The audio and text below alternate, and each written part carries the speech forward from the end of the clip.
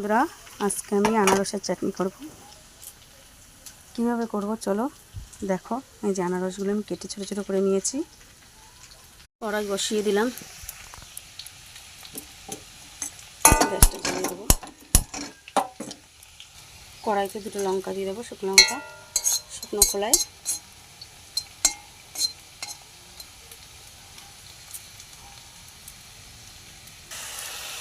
লঙ্কা ভেজে নিয়েছি, এবার কড়াইতে একটু তেল দিয়ে দেবো। মৌরি সোমবার দিয়ে দিলাম।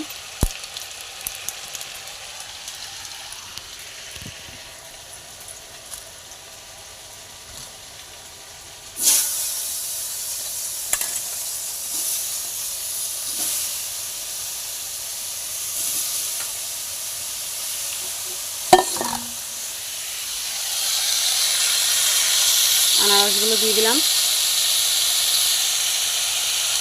পরিমাণ মতন হলুদ, লবণ দিয়ে দিলাম।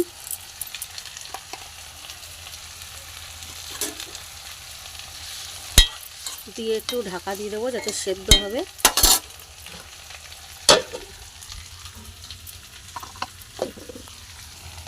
এই যে নুন হলুদ সব দিয়ে দিয়েছি, দিয়ে ঢাকা দিয়ে দেবো, একটু সেদ্ধ হবে। শুকনো লঙ্কাগুলো দিয়ে দিলাম, এরকম গোটা গোটা হাফ হাফ করে দিয়ে দেবে।